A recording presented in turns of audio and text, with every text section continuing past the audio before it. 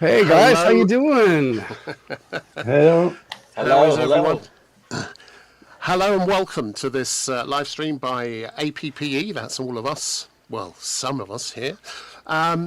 We're covering today our visits to Max 2024, where there was a lot of really cool announcements.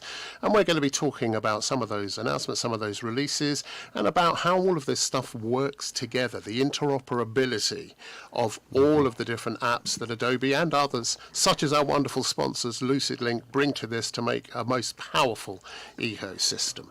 So before I go any further, real quick round. There's Koch here. Say hi, Kyle. How are you? Great to be at Max this year. It was incredible. It's my second one, and what an incredible creative powerhouse of people, man. I tell you, I met Dan there and Alex in real life, and of course know John because he's one of the members of APPE. So Dan, why don't you tell us about you? All right, let me jump in first. Why not? My name is Dan Flores. I go by Delta Tango Mike. That's what the DTM stands for. And I'm a 2D illustrator. I love to draw. I love to create. I've been drawing with Adobe Max since the year 2000, I think. And I live in Adobe Illustrator. I love Fresco. I'm all about Photoshop. And I know how to do like 5 things in Adobe Premiere. And that works for me. And so, Alex, what about yourself? Tell us. First, I'm a French guy. You can earn my nice Really? English. What? Yes, I'm French. Yeah. I'm a graphic designer, trainer. I work a lot in InDesign, Illustrator, Photoshop, but also in the 3D part with most of the Substance tools. And I do a lot of stuff, fun and great for the customer around the world. Cool. And both of these guys were at Adobe Max along with Kyle and our favourite person in the world apart from all the others, John. Hey. John, say hi. Give us the spiel. Hey everyone. Yeah, so we were at Max. Andrew, you were not there, but we know you were there in spirit. We felt you, your presence with us at all times. The 4 of us were stationed at what was called the Ask the Experts table, which was where people were supposed to come if they had questions, not to demo the new software. There were other tables for that. There was a table for Premiere and video and Photoshop and everything. But if they had very specific questions about software, they were supposed to come to us, and someone at our table was supposed to be able to help them. There was always a Photoshop person I know on there, kind of a general design person who was specialized in InDesign and maybe Illustrator. And there was a Substance 3D station. And Alex, you were there pretty much all the time. And there was even a station for Express. And Dan, you were over there. And Kyle and I traded back and forth on the video side, along with 2 other guys who were fantastic After Effects artists. And it was pretty great. We had a pretty good flow, and it was pretty intense. We had a lot of people come up with a lot of great questions. So Yeah, it was really sorry, Andrew. It just was really great to be able to help people too. Like, and in this show, like what we're going to go over is like the new AI functions that were announced. Some of the masking selection tool is incredible. The new Gen Extend tool, right? I guess the reason why we wanted to have our group APPE is generally professional editors, right? And that's what we focus on. But I think that there's real value in the interoperability of other applications and how Substance 3D, and Express can actually work with Premiere, and that's why we can learn a lot from you guys too, right? And one last thing, just before we're going to play you a little video so you get a flavour of what Max was like. Carl's put that together. I put an initial thing together, and the reason we were doing this in the first place was because we used LucidLink to be able to send the video to us on day one. It came down to me. I was able to edit, put up a thing, and just reasons of bandwidth at the event. You know how it goes there, guys. But we had our first cut up the same day as these guys arrived, and Carl's taken that. He's going to give you a flavour of that. Carl, do you want to roll that VT? Here it goes. A little flavour of Max.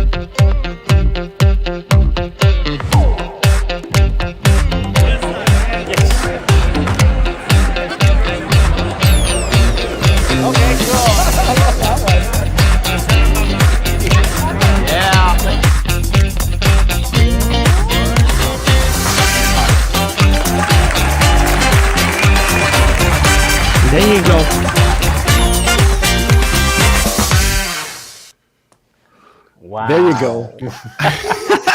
That looked great. Good job. And that's the show. Bye. Yes. Yeah, really. It's Great, it's pretty great cool, job. man. Great face there, Dan. So listen, I wasn't there. So I'm going to be taking a back street, just giving little steers here. But, I'd love to know a little more about the whole experience of Max. We know there's been some really major announcements made about functionality within all the different apps. Because we're here for Premiere Pro editors, APPE, we know that a lot of this stuff is going to be getting used by editors as they explore and expand. So I'd just love to get your take on this. Kyle, would you like to perhaps start us off and just tell us what your impressions were, and especially if you want to mention the wonderful folk at LucidLink who also helped us get the stuff over here, and of course, as I've mentioned before, sponsors of the show. Tell us. Yeah, well, without LucidLink, I wouldn't have been there. And also Sil Cleary and the team with the experts. Definitely they were, a big part because, Sil asked me last year to be to work on the experts team. One of the things that I found was just amazing was that how incredibly insightful the questions that I would have to answer when people came to the booth. And, like everything from John, you remember there was that one question about how to deal with assets and workflow that came up, and it was, can't remember what it was. It was like the one guy he was really curious about how to do all of his training videos in a large team and large scale, which is exactly what a LucidLink, workflow environment would be helpful for. Where people are using, sharing assets and rather than using Dropbox and sharing back and forth, being on the same page with a local drive. A little later, I'll show you a video from Lucid, which is John, put together. Give us your thoughts, mate. Yeah, a little later. But Johnny, what was your take? Like, what was what was your insight on that? So I had a really fun time at the booth, helping people out, answering questions. So my takeaways from Max, and again, I was also in the group that's through Adobe. We're all volunteer force that answers questions both on the forums, and then we get our chance to meet people face to face at events like Max. And the energy was really, really high. And unlike some things we experience a lot, let's say, online, where people are frustrated with something and they're kind of like, they come at you with a lot of vitriol. Sometimes they're mad at the software and all that kind of stuff. It doesn't happen there at all. People come up and they just genuinely want help, and they see a face and they're just like, can you help me solve this problem? And it was so nice to be able to do that in an environment where everyone is there to help each other and to learn. And I don't know about you, Kyle, but I felt very much like I am going to solve this issue, even if I have to take this person to the other end of the expo and find the person on the team at Adobe. I mean, we were answering InDesign questions. I was answering stuff about Illustrator. I had no business answering Illustrator questions, but somebody was like, well, this thing's broken. And we were like, and Dan, you were at lunch and nobody was there. We're like, we're going to get to the bottom of this. And it was that kind of spirit that carried us through. And suddenly it's like, oh my God, we've been here for 3 hours and we've helped all these people with their issues. And the other thing I'll say about it too, just in terms of the other vendors and the people there, you cannot underestimate the networking involved in something like Max, and seeing other people and just seeing, Dan and Alex, seeing you two there. Like, I hope we get to collaborate at some point. Like, now that I've met you, I was like, I know someone who's an amazing illustrator. I know someone who knows Substance now. Hopefully I have a project where I can call you guys up and we can do some stuff. And here's the thing about that. We know that now more and more people are beginning to use, I've been using Illustrator more in the last year or two than I ever have before, and Photoshop is like a mainstay as well. So we don't operate in isolation. And I'd be really interested to hear from both of you, Dan and Alex. Dan, perhaps would you like to go first? What was your impression of the show and about the kinds of interactions you were having? Well, I want to agree with everything that John said, because to me, that is the biggest takeaway of Adobe Max, period, is that all these people that we see on the screen, that we see online, and we get to know and interact with, there's a barrier here, the screen. But when you're in Adobe Max, we're all together in one big room. And I think we need to expand Adobe Max to be like a 2 week thing so that we have enough time to really hang out with each other. But that's it. That's the biggest part for me is community. Is seeing our community up close together in person, and have the kind of engagement with each other that makes us human. You know, and we want that human touch, the warmth, and conversation with each other. So to me, that was the biggest part. I did get a chance to hang out with all of you at the Ask the Experts table, and to me, I don't know how to say it other than I was nerding out on Adobe apps, like literally being able to talk to other people who are deep into Adobe apps like I am, where in regular life, not everyone is as fanatic as I am. Alex, how did you find that? How was that for you?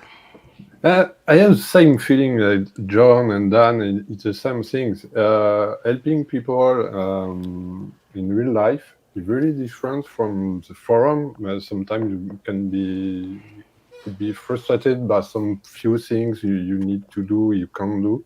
And in real life, you can take the time to explain and re-explain and show. Just remember, like John said, I have an issue with InDesign. Go there. I have an issue with Illustrator. Go there. Express and everything. Mm-hmm. It was something like that. And just remember, a guy from Toyota. I think it was the second day or something like that. Asked me few things about substance.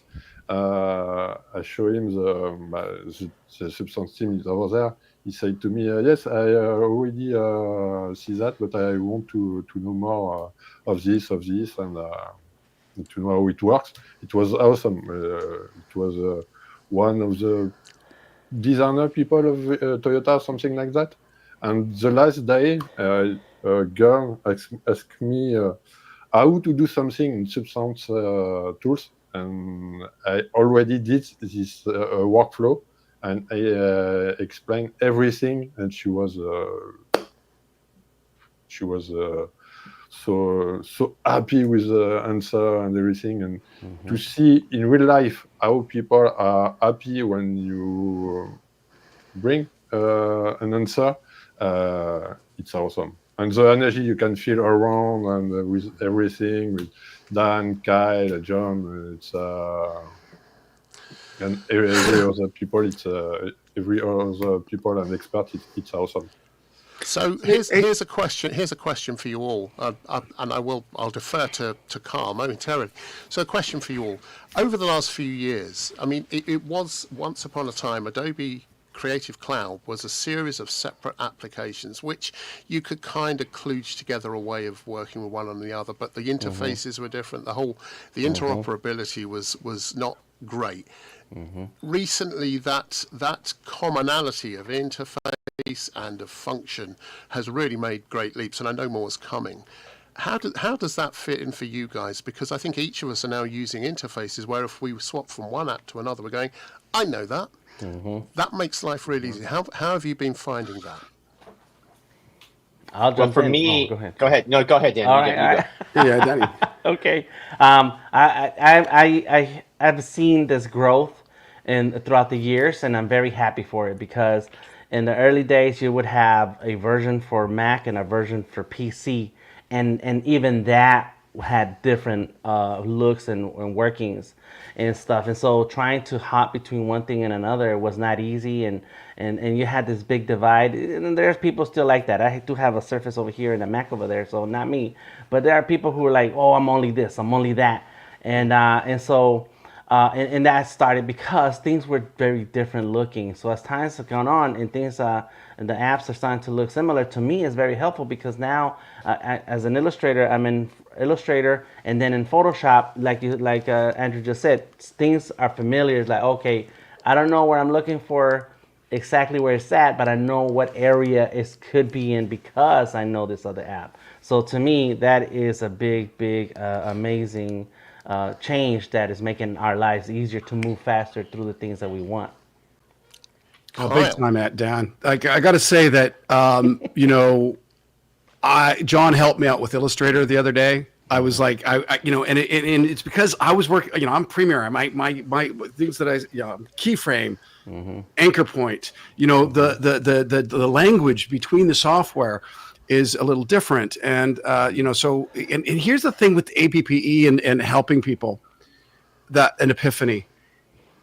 When someone comes to us to ask how to do something, they don't necessarily have the language model for how to ask that question.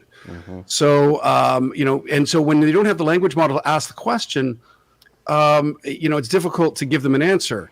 And it's in other words, you need to have the answer before you can ask the question. And that's what we're helping out people is a little hard. Hey, and it looks like Ian Sayers has just joined the crowd. Ian, how are you? Hey guys, Hello. hope you can hear me okay. Sorry for being slightly late to the party. Oh, that's all good. Yeah, We hear it's you always- fine. Yeah, we hear you great. You're in green screen, so we're gonna, put you somewhere in the middle of a cow, like a pasture of lambs or something. How's that sound? Hey, I'm from Ireland here, so that all fits perfectly fine. There's no issues. There's worse places that I've been that we don't want to talk about on this recording, that's for sure.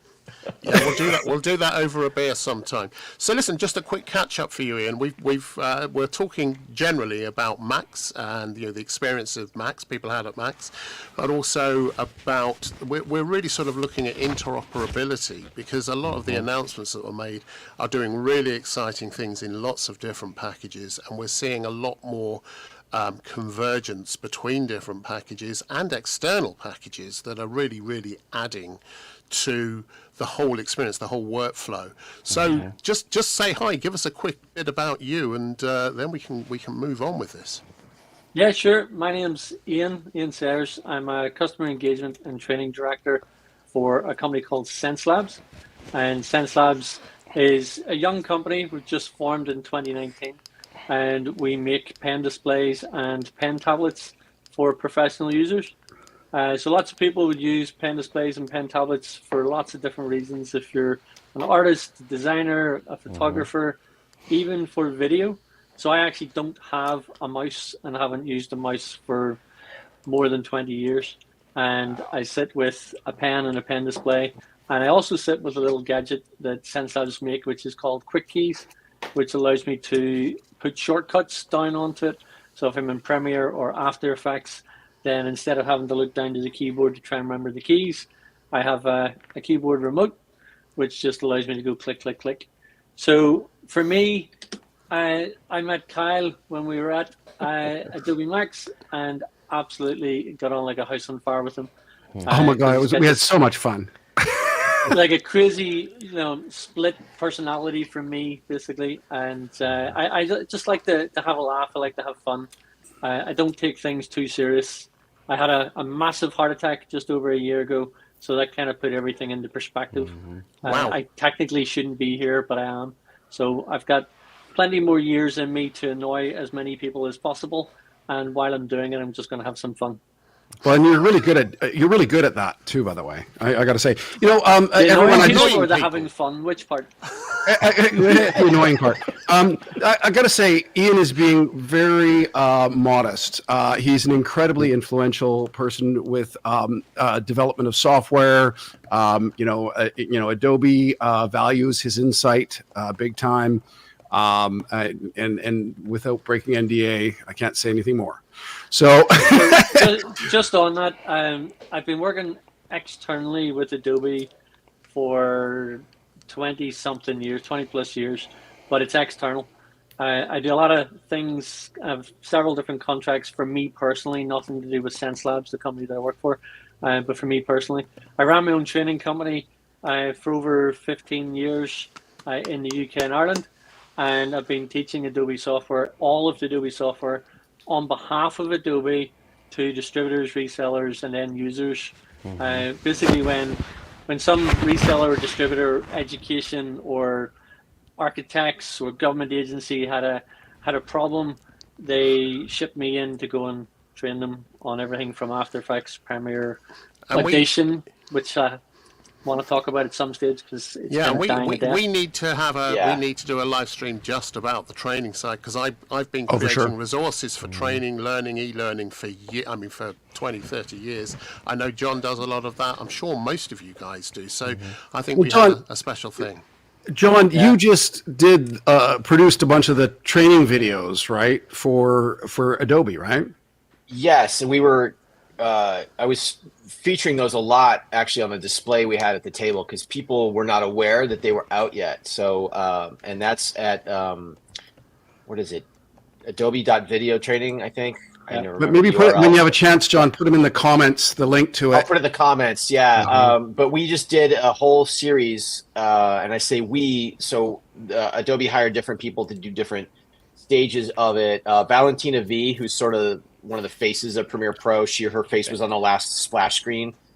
She did a lot of the lessons for beginning Premiere Pro work, and then our friend Carl Soule from Adobe repackaged some of the stuff he's been putting on his YouTube channel about things like productions and intro to as advanced lessons. And then I picked up the slack and did things like color and audio and things like that. And it's all collected. And there's a whole separate side that's also After Effects that was put in there as well. And it's just it's one-stop shopping. It's all free.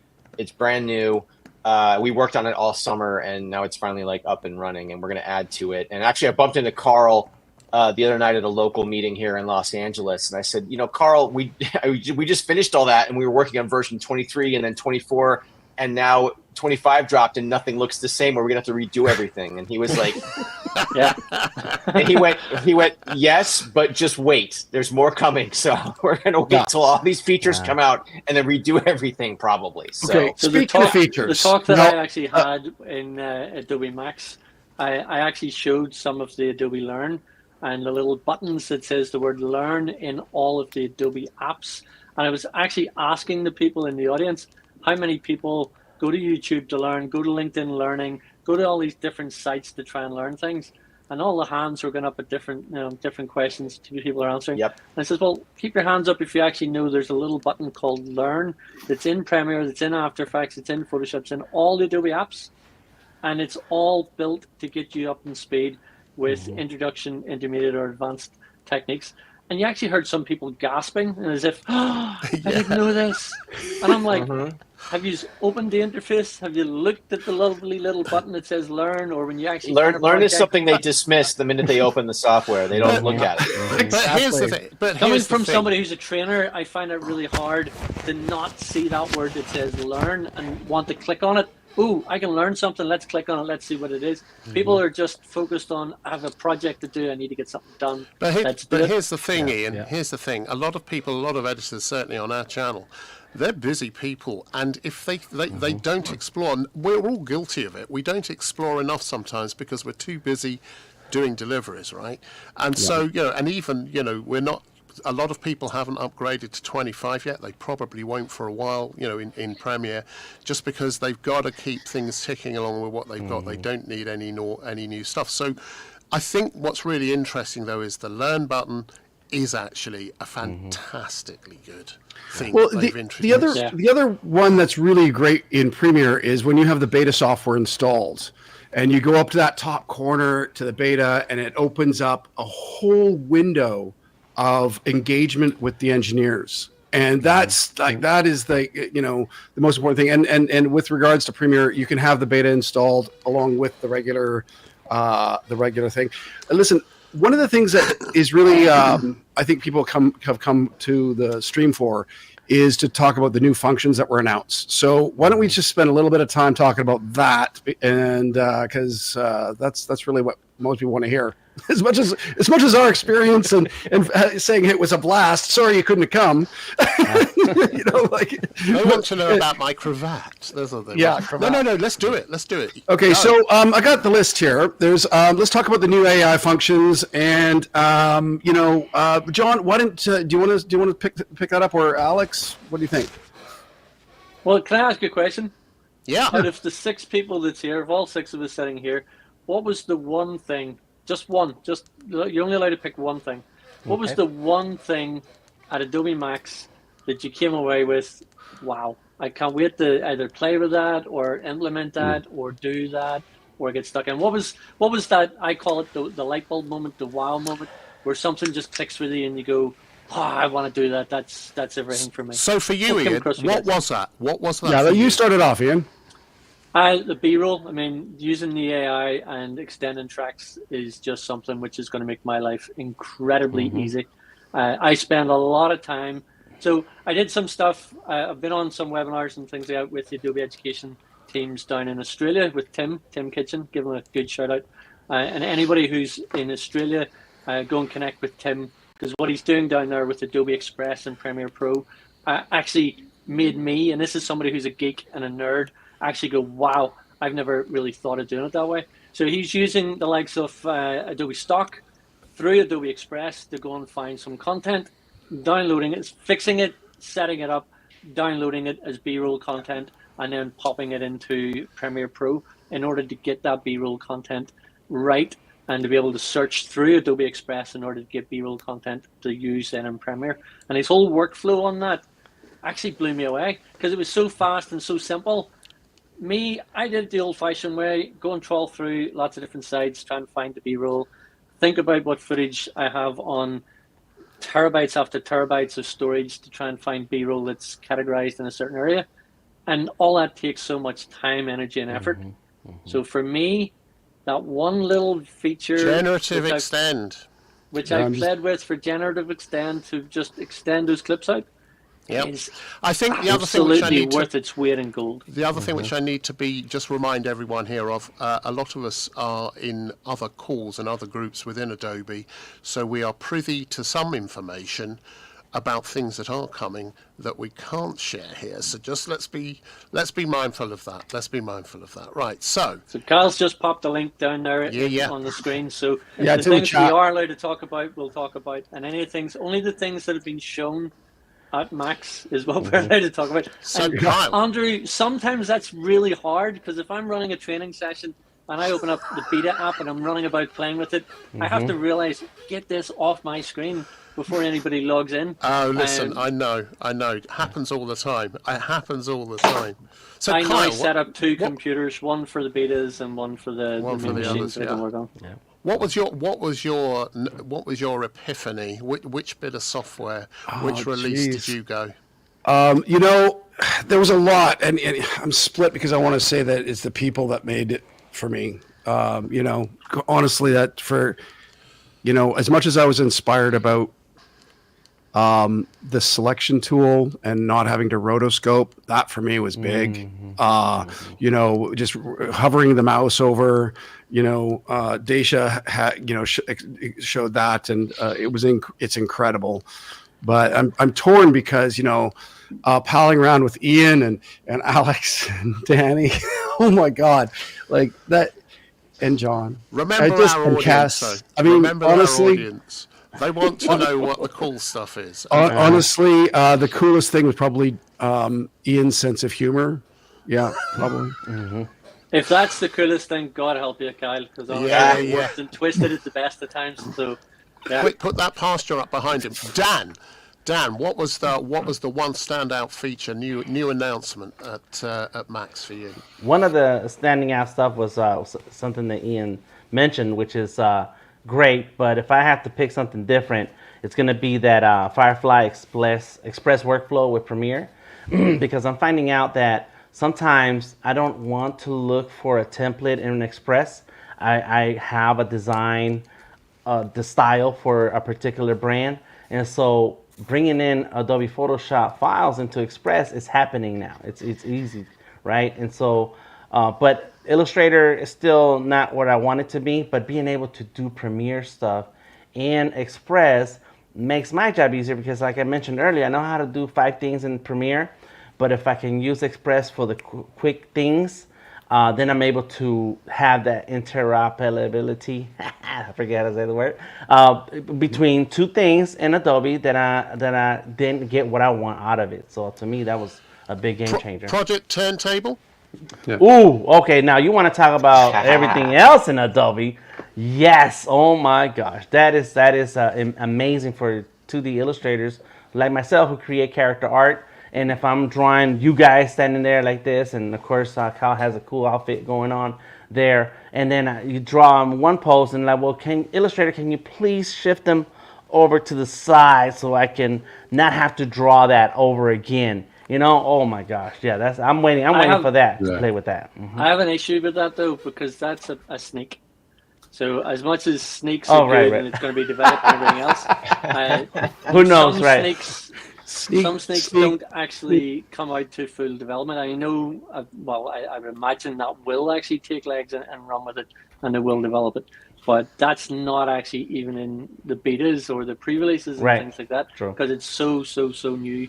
And wow factor, as you say, Dan, it's just amazing to see what you could do with that. And it gives an indication of a direction of travel, which is really quite astonishing. Alex, as we've just done Dan, and we've just talked about Illustrator and whatever, what was your one really big key reveal at Max that you walk away with going, wow? It was also the project on tables. It was really wow. And I have two things. Like Dan, Express, the way you can export InDesign, Photoshop, Illustrator, PowerPoint, or something like that. Just drag and drop in Express, and you have your everything. You can edit, you can change everything in Express. It's awesome. And of course, Substance Viewer. It's really awesome. It was at the beginning. It was a Seashell project, Seashell, and I think it's only the beginning because it's 0.18, I think, not the V1, and it's only the beginning. And great things are coming. And just playing with, and I think a lot of things can be great with this. So let's be careful about what we're divulging here, just so we're clear. John, for you, what was the big moment? What was the big thing? Oh man, there was first of all, I was overwhelmed. There's always so much that happens. I won't mention any sneaks because obviously those are the big woo, but we never know if they're actually going to like mount to anything. But those are always crowd pleasers. I'm going to say two things. If that's okay, I'll be quick. I know, just two. So one thing that came up, and it shows me that Adobe is listening and that they're committed to always improving things, even if a tool has been around forever. I do know a little bit about Adobe Illustrator. I'm not an expert by any stretch, but I have had occasions where I've had to take art that was drawn or it's raster and take it in and actually make it vector. And there's a function in there called auto trace. Yes. And it's been the same forever, and it's always been like hit or miss, and you're like, oh, this is horrible. I got to go in and clean the whole thing up. And they revamped the tool. And now you take any drawing, anything you want into Illustrator, and they show it's all using AI now. And it's like almost a perfect reproduction. At least it was in the demo. I haven't had much time to play with it. And it just transposes your artwork to a vector version of it, which has so many uses down the road because we're using vector all the time in things like After Effects for animations, things like that. Once you have your artwork turned into a vector, the sky's the limit. So that was a big one for me. And it's a simple tool, but the fact that they put it in the keynote and they were like, hey, we fixed this, or we made something better, I thought was amazing, because it was like, oh, that's a great use for Firefly if that was the underpin engine in that. And that's the big thing. Sorry, Andrew, just 1 second. Yeah. That's the huge thing that takeaway for me really is the interoperability of all the software. Like, we've known, for those of us who've been working for like 30 years, when you had to restart your computer to plug in a mouse, back in the NT 3.0 days. This hybrid of interconnectivity with apps. And choosing, before we used to have to use a different piece of software to accomplish a task. And there's an expectation that one software should do all of it now. But the reality is that that each software has a specific strength. And so recognizing those strengths, that one particular code environment is going to give you that quick access to a selection or the audio sweetening, and a lot of emerging editors think it should all be in one app, but there's a real value into working with each app's strengths, and that's one of the big things that came out of this event for me too. So, well, that's the other thing I wanted to mention. The second thing, and maybe this will happen, maybe this won't, but I remember I turned to so I forget who I was sitting with at the keynote, but they got to the Lightroom stuff.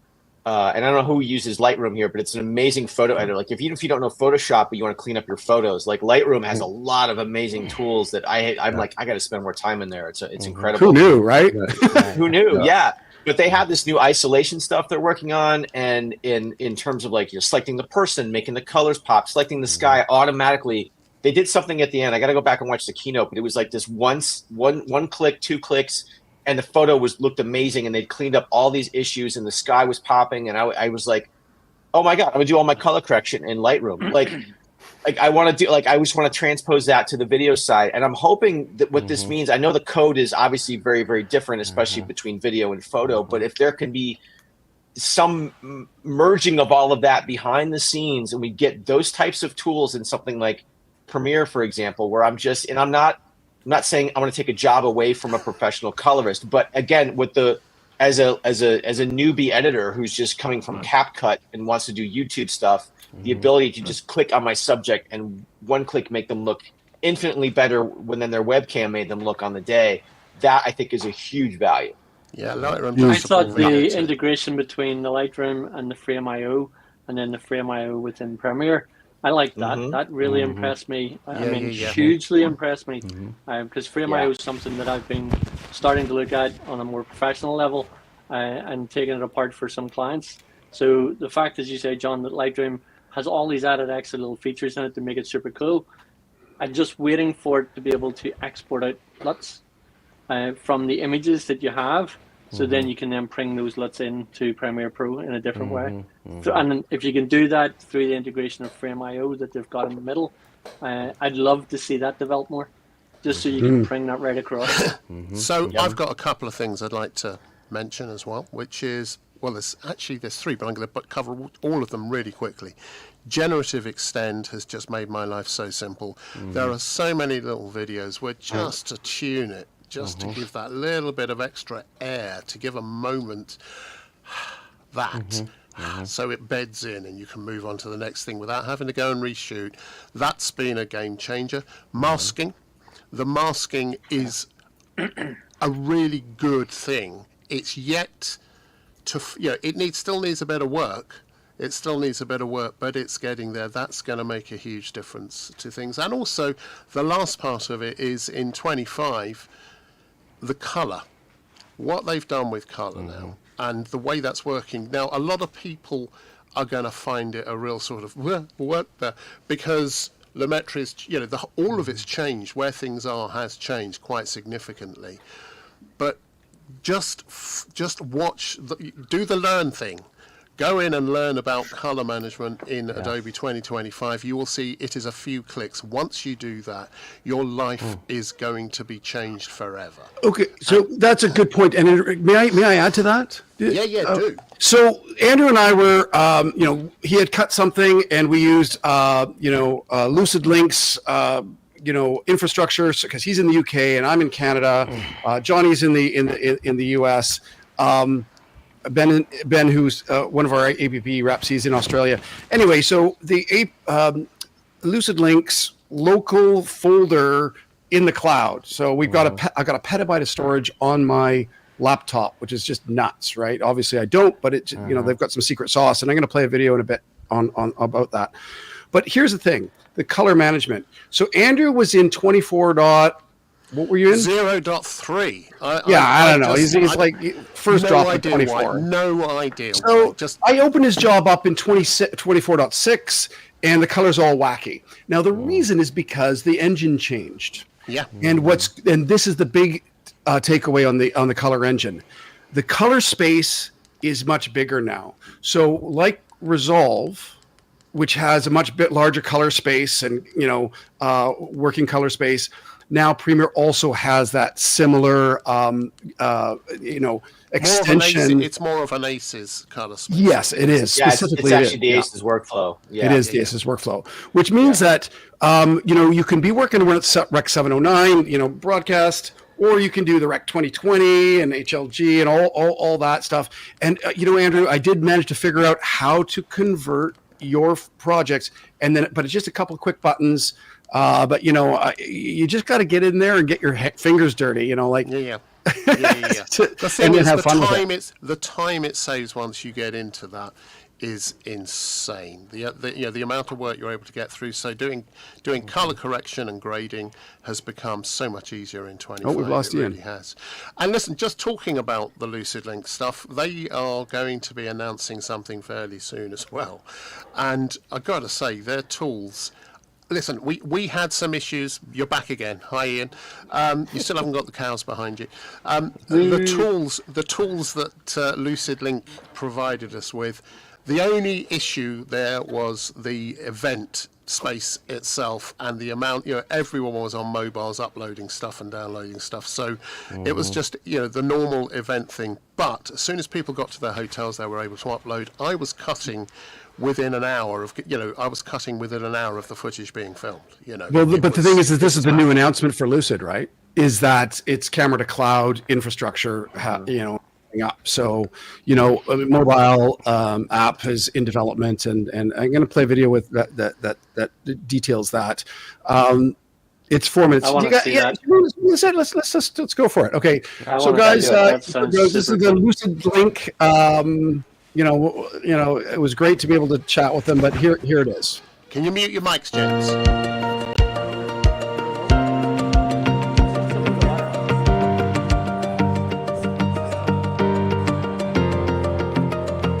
So we're here at Max 24 to demonstrate the latest version of LucidLink. It's 3.0. It's coming at the end of this year. Collaborate everywhere instantly. And we're showing all the Adobe applications today, including Premiere, After Effects, Illustrator, InDesign, and Photoshop for the fully connected, collaborative, creative workflow. Let's take a look what 3.0 looks like. We're here connected to a file space along with some other global collaborators, and we want to see how easy it is to work together. 3.0 gives us a really simplified user experience where we're able to connect to and mount to a LucidLink file space directly from our operating system. Here we can see our user in Miami is able to view their LucidLink file space just like it's a local disk. Now what's really important to know is this data that you can see isn't actually on this machine. It's stored in the cloud, but LucidLink is able to actually play that back and deliver it to the client as though it's already been downloaded. We can jump to any part of any timeline without having to wait for those files to download. Really, really simple to collaborate with existing projects. Take a look at this. We've got another user over in London who's connected to the same file space. This is a Windows machine. We also support Linux, and we're demonstrating Mac OS and Android apps as well. This user is an administrator, so they're able to change the permissions for other users within the system. We can see our user over in Miami has got a very limited access at the moment, but the 3.0 client gives us the ability to assign permissions to different parts of the file space. Let's jump into the media folder and choose to share this Botanics project with our LucidLink user. And you'll see as I do that, the folders are going to instantly appear on our desktop here in Miami. This is going to save us tons of time without having to download this file. This is a relatively small project at around 20 gigabytes, but it appeared instantly on my desktop. What we can also do then is, as an administrator, share access to a specific project file. So here, let's do that. We'll change a new part of the file space. We're going to see our projects folder appear. And when I load the project file, there's no need to download that 20 gigabytes of video content. There's no need to save it locally or relink to it after we've downloaded it. The project opens instantly, the timeline is populated with those assets, and we can simply start streaming into Premiere just like those files were already here. But remember, we were just given them a few seconds ago. They're streaming live from the cloud in real time. What we can do is open the videos in any part of the application. So we're in the source monitor, scrubbing through that timeline. Let's mark an in point and an out point. bring that down into our sequence. Again, just make any edits that we want to make, and I'm going to save the changes to that project file here in Miami. We upload the project file. It's basically instant, very, very small, very, very quick. We can now go to any online computer in the world, install our new LucidLink 3.0 application, and instantly start working on that project. No downloading, no synchronizing, no waiting for those changes to synchronize. So really, really simple way to collaborate with people around the world. Once we close that project and that production, our remote administrator that we're kind of demonstrating is able to remove access to that project. So let's say we're finished, let's remove access for that user. We're going to see it instantly update on a machine here in Miami.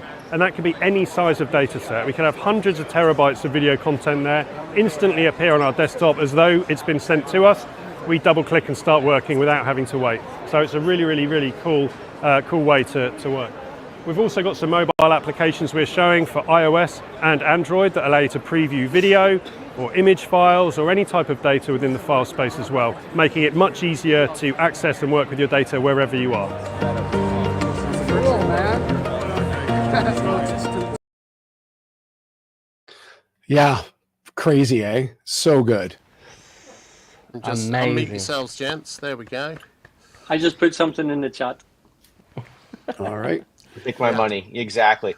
And again, to reiterate, anyone watching who doesn't know what LucidLink is, I cannot sell it enough in terms of how it works. And it's just like plugging in an external hard drive, but it's all on the web. And if you've ever had clients who are like, oh, we're going to use Dropbox and Google Drive, and it's like so slow, it doesn't sync right away. Or half the time, like, you're talking to some other artist who's part of the project, like, oh, I got tired of how slow it was, so I pulled it off. Now it's on my desktop. And you're like, but I need that. What are you doing? Like, put it back in the cloud. And it takes forever for it to sync. And then you run out of space on your own computer because Google Drive and Dropbox, just to name two competitors, take up space when you sync your files. And Lucid, that was the thing that blew me away. I fired up Lucid the very first time I got a link from Adobe to play around with, and it said available space 1 petabyte. I'd never even seen a petabyte in my life before, and there it was. I was like, what? On my desktop, on my laptop, every computer I've got. I'm like, who's paying for this? It was Here's crazy. the thing. This also, LucidLink is it's fantastic. As a smaller, as a small production company, well, we were actually quite largish, I suppose, but as a small production company, I didn't understand. I thought LucidLink for years was just going to be, for months, was going to be for enterprise companies. No, I have it as a cost of business now. And guess what? My clients love it because we're able to start working like straight away. If we've got someone out in the field filming, if we've got someone doing a location shoot, they're able to upload straight away. And guess what? We work with that and with Frame.io, the two bits together with all of the Adobe apps. It's just a match made in heaven. I can't tell you how wonderful this is. Great film, by the way. Carl edited that together. Yay! Wow. Yeah, it's pretty cool, eh? Thanks. Yeah. For me, what I wanted to say is that what I would have loved to put in is that LucidLink has got the iPhone, the iOS apps coming in where you can be uploading your assets from your remote device, from your mobile device, and that would have been a huge thing for us. When we were there, we really wanted to be and have that immediacy for the production, and we realized that half of it is just letting yourselves be there. Right. And, rather than having to edit and all that stuff. So that's the thing is it was really great to hang with them and learn about it. So just a quick question for you. What's been the best thing about Max? I mean, we've had these brilliant new releases, and I'm sure we can go into some of those. We're probably going to do separate streams about some of these different features and functions and about, what each of these guys is doing. But what for you guys has been the standout takeaway from Max? Not the app, but the standout. Why has Max been so good as a community thing? What's been the best thing? Kyle. Oh, I think I pretty much covered it. It's Ian's sense of humor is definitely was up there, but Dan's laugh and smile. No, but seriously, what I realized is that Vancouver is a huge production center, and I kept on when I met all these vendors, and they don't have boots on the ground in Vancouver, and so for me, I guess personally, it was realizing that I could be that guy, and because as I evolve. I've been editing for 30 years. There's such talent out there, young talent, and I want to enable them, right? Like I'm a good editor. I love it. But this young talent, I want to help them and raise them up and bring them into because with the knowledge that we have of veterans, they don't have the training from a studio facility. But at the same time, what they give us is this incredible enthusiasm and look what I can do, because they have no limit to what their imagination can do now. Every day's a school day, right? Yeah, and so that's what the takeaway for me from Max is simply that imagination has no limits with the tools that are being offered now. Could I make an observation before we go on? Just a quick one. So we're all of you watching and all of us here, we're used to doing work since COVID. Screens, right? The one thing I know about Max, and I've been to Odyssey in Amsterdam, and there's events in London and things. The one thing I do know as an editor and as a production house owner, going to these events and meeting peers, just going to any events and meeting peers in your area is such a good thing to do. You extend your network, you build bridges, you find work, quite aside from anything else, but you're building bridges into the future, and there's nothing replaces those real human contacts. So Max was a good thing. Dan, tell us what your thoughts are. I agree with you, and Andrew just said it fits exactly what Ian said on stage right before I got on at AdobeMax on day 3, is that community showing up and being there in the place. And I mentioned this earlier, is that this is the one place where you get to talk with someone who has that much fanatic energy about an app that you use every day. Whereas at home, I wish I lived where Kyle is, where he says there's a lot of people who similar and love what they do. And wherever I go, I happen to be like the smartest guy about Adobe stuff. And it's cool to be that guy that has the answers, but it's like, can I hang out with other folks who can show me something else, or even understand what I'm talking about? Yeah. Yeah, that's it. Yeah. That's all. You're right, Dan. That's right. Ian. One word: people. You've all said it, but I go to AdobeMax every year. Been there for so many years, and I don't actually go and sit in any of the lessons. I don't go and sit in any of the labs or any of the sessions. I am a TA and I was a speaker this year, but those sessions and those labs, and please do go to AdobeMax and take those lessons and sessions before Adobe shoot me or shout at me. But those are not, for me, those are not set for you to learn something. They're set to inspire you. They're set because they're only an hour or an hour and a half, 1 hour, 30 minutes.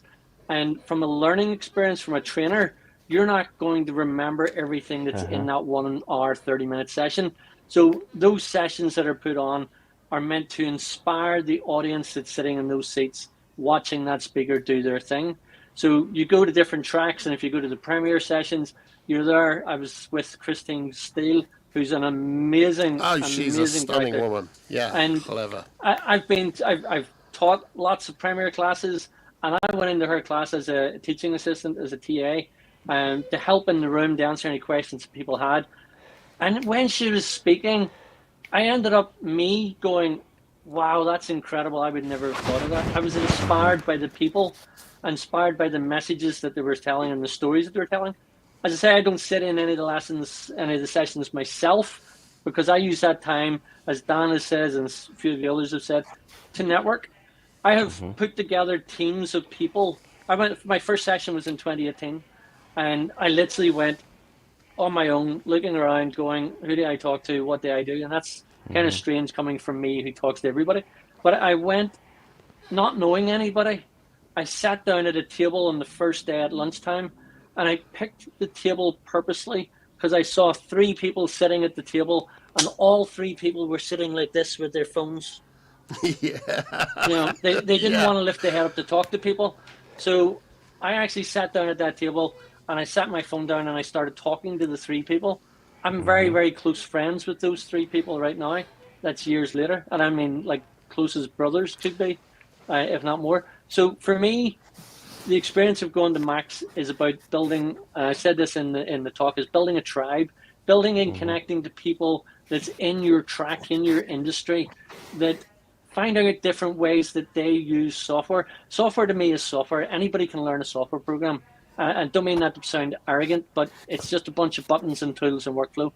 But to get the experience behind how to use that software in the right way, you have to connect to somebody. You have to talk to idiots like Kyle and be invited to the LucidLink event. So these friends you're you meant met. to go to a Photoshop event, and Kyle goes, "Well, come on with me to the LucidLink event," and then you get on with so many people that's there that you know, and you think, "Why was I not doing this already?" So you connect with people more than you connect with the software, and to me, and I take it the reason you're needs to still go in there. touch.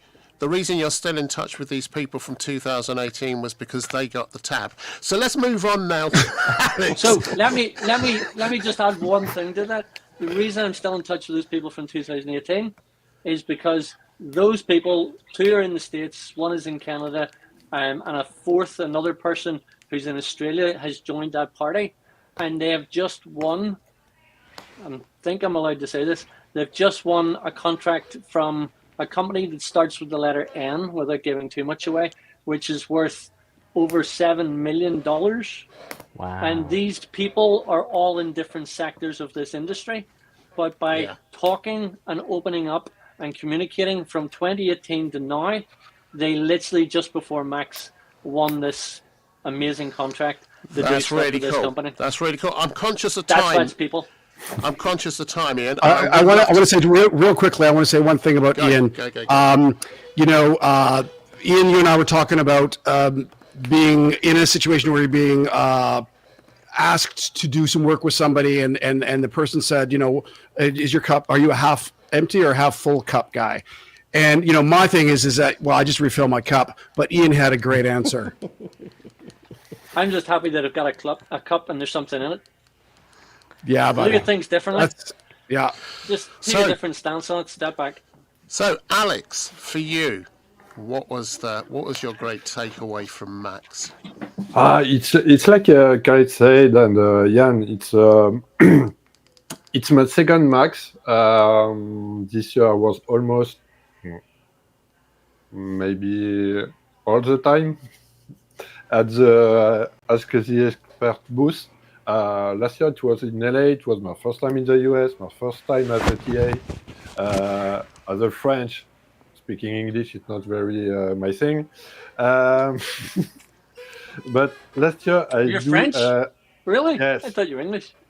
At least you're not Canadian.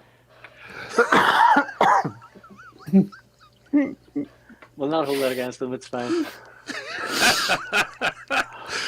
Don't listen to them, Alex. Blame the English. I don't understand a lot of Irish guys. Neither do I. There's generative subtitles for Irish. Yes, it's often freezing all the time. Yes, it was. I was and this year it was Ask the Expert booth, and yes, it's the feeling, the mood of everything, the inspiration, and to meet people like Kyle, like Jan, Dan, John, all these people who show faces everywhere and a lot of things. And with Kai, we spend a lot of time and we share a lot of things. And it's fun. Jan was awesome with the tablet because I bring my tablet, but not the dongle. And, I can't imagine anyone here drinking at AdobeMax. John, did you do any drinking at AdobeMax? Did I do any drinking? Oh my God. Not at the hotel, which was very expensive, by the way. If you if you plan it right, by the way, now that you brought it up, if you play your cards right, you don't have to pay for a single drink the whole max. You just have to know how to work the system. There's a lot of free stuff there. I will say again, I'm echoing the sentiment about the people and the infectiousness of being there. And I agree, you know, there's something, you know, obviously, you know, go to classes, and if you can volunteer to be a TA, that's super, super important. But you're always like down, and Ian, you posted that photo, you're always down this long 3-mile long hallway to get there and get back, and you feel like you're missing something. So I like to stay on the show floor now as much as possible. And you know, I don't know if you guys felt the same way too. When my shift was over at the booth, I kind of didn't want to leave. Like I'd been there for 3.5 hours, and I was like, I want to hang out and see what the next batch of people come up and ask questions about, and see what Kyle has a response to or whatever. So it was just an infectiousness being there, and also to be around the team members who are so nice. Yeah. You know, I love hanging out with the After Effects guys are great. You know, I had met the After Effects team at last year's Max, and we all bumped into each other at one point, and they immediately started giving me grief. And I gave it back to them because we'd been out drinking at the last Max and gotten to know each other really well. So now it's something we have like this shorthand where we can start making fun of each other. And that was really fun.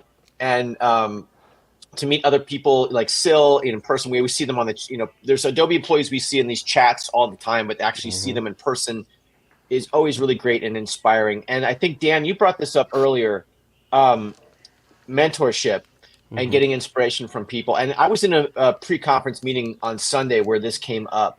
You know, what's been lost? What's been lost since the pandemic, and what's been lost with big companies closing down or everyone working remotely now? And my big thing was, you know, mentorship has kind of disappeared in a lot of ways. You used to go to work for a company every single day and just observe your boss or these people who are experts who had been, you know, working for a long time. And you would kind of get that breadth of experience just watching them do their thing. And now with remote work, or a lot more people doing freelance and things like that, that's kind of been lost. Yeah.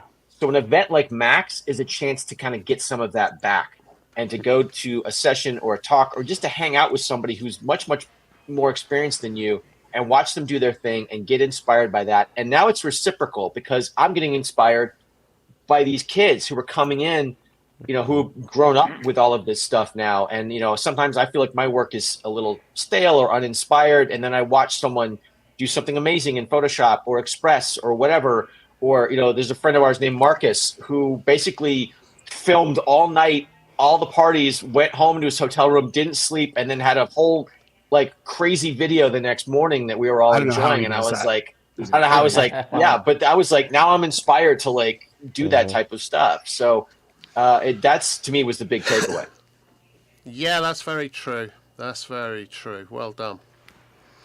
Well done. So listen, Kyle. I mean, before we wrap up, Kyle, I'd like you to Dan, right? Dan. Sorry. Dan, you got to wrap up there, or is that? I got time. I'm good. Go ahead. Yeah, Dan, did you have something to say? No, I think I went already. I went. Okay, what I was going to say before I pass over to Kyle, who can wrap this whole thing up like he does, like a lovely present with bows and sparkly and everything. I was going to say the next time we all get together, and we will, is it true that we all plan to use Dan's beard as a duvet? I could definitely use some of it somewhere, that's for sure. But I'll bring the cat. Not talk about that too much. He's giving Carlos Soule a run for his beard. Yeah, he is. So, Carl, do you want to? Well, I just want to say thanks, guys. I know we're a little over here, but you know, and our time is everybody's time is valuable. Thanks for everybody showing up. You know, it's really. There's so much to talk about when it comes to the new developments that are coming, and I really appreciate everybody's insight. Thank you so much for contributing. Yeah. Wow. And if you've got any suggestions for any streams you'd particularly like to see, I think we talked about perhaps doing something about teaching and learning, because that's a big subject, and it's something which I know that several people here would love to do. But if you've got any thoughts about particular things, really want to thank Dan and I can't remember your name. Oh, Alex, that's right, Dan and Alex. Alex. For jumping in from the Illustrator, the 2D side, because that's becoming more relevant for all of us. Ian, your insights were really, really good to have. Thank you so much for being here. John. All right. John, you're just the sexiest man on the planet. Kyle, let's take us out of here, Kyle. Right All back right, at you, thanks, buddy. I feel like I'm everybody. looking in a mirror. You know what I'm going to do is I'm going to play that first video that we showed at the earlier bit. We're going to end with it and sign out so everybody can, shut off your mic. Here it goes. Ian, Switch you off missed your this mic. one. We'll be in afterwards. Here we are.